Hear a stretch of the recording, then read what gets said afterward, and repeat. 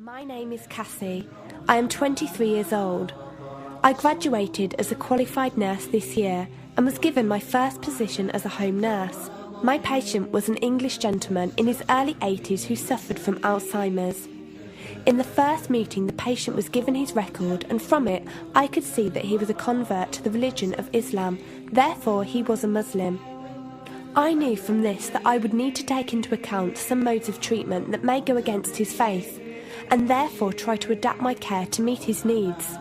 I bought in some halal meat to cook for him and ensured that there was no pork or alcohol in the premises, as I did some research which showed me that these were forbidden in Islam. My patient was in a very advanced stage of his condition, so many of my colleagues could not understand why I was going through so much effort for him. But I understood that a person who commits to a faith deserves that commitment to be respected, even if they are not in a position to understand. Anyway, after a few weeks with my patient, I began to notice some patterns of movement. At first, I thought it was some copied motions he'd seen someone doing, but I saw him repeat the movement at particular times: morning, afternoon, evening. The movements were to raise his hands, bow, and then put his head to the ground. I could not understand it. He was also repeating sentences in another language. I couldn't figure out what language it was, as his speech was slurred, but I know the same verses were repeated daily. Also, there was something strange. He didn't allow me to feed him with my left hand. Somehow I knew this linked to his religion, but didn't know how. One of my colleagues told me about Talk as a place for debates and discussions. As I did not know any Muslims except for my patient, I thought it would be good to speak to someone live and ask questions. I went on the Islam section and entered the room True Message. Here I asked questions regarding the repeated movements and was told that these were the actions of prayer. I did not really believe it until someone posted a link on the Islamic prayer on YouTube. I was shocked. A man who has lost all memory of his children, of his occupation, and could barely eat and drink, was able to remember not only actions of prayer, but verses that were in another language. This was nothing short of incredible, and I knew that this man was devout in his faith, which made me want to learn more in order to care for him the best I could. I came into the Talk room as often as I could, and was given a link to read the translation of the Quran and listen to it. The chapter of the bee gave me chills, and I repeated it several times a day.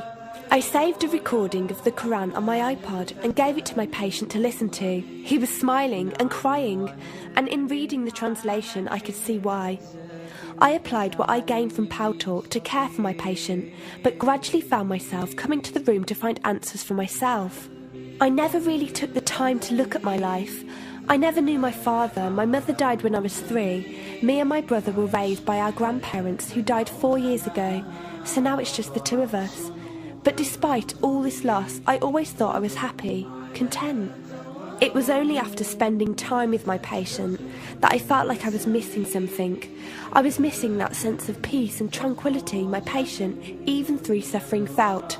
I wanted that sense of belonging and a part of something that he felt, even with no one around him. I was given a list of mosques in my area by a lady on Talk and went down to visit one.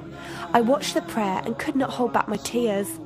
I felt drawn to the mosque every day, and the imam and his wife would give me books and tapes to welcome any questions I had. Every question I asked at the mosque and on Talk was answered with such clarity and depth that could do nothing but accept them. I have never practiced a faith, but always believed that there was a God. I just did not know how to worship him. One evening I came onto Talk, and one of the speakers on the mic addressed me.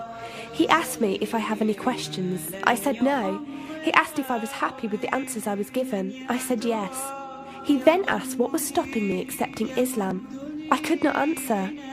I went to the mosque to watch the dawn prayer. The imam asked me the same question. I could not answer.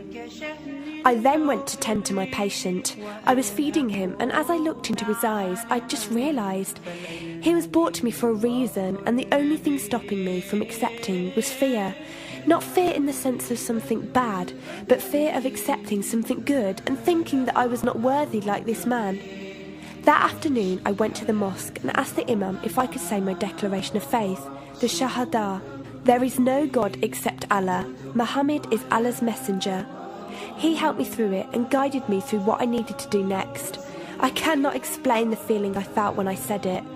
It was like someone woke me up from sleep and sees everything more clearly. The feeling was overwhelming joy, clarity, and most of all, peace. The first person I told was not my brother, but my patient. I went to him, and before I even opened my mouth, he cried and smiled at me. I broke down in front of him. I owed him so much. I came home and logged onto Paltalk and repeated the Shahada for the room.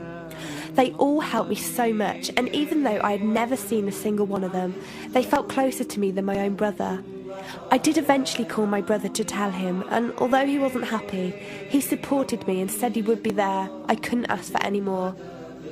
After my first week as a Muslim, my patient passed away in his sleep while I was caring for him. Inna lillahi wa inna ilaihi raji'un. He died a peaceful death, and I was the only person with him. He was like the father I never had, and he was my doorway to Islam. From the day of my Shahada to this very day, and for every day for as long as I live, I will pray that Allah shows mercy on him and grant him every good deed I perform in the tenfold. I loved him for the sake of Allah, and I pray each night to become an atom's weight of the Muslim he was.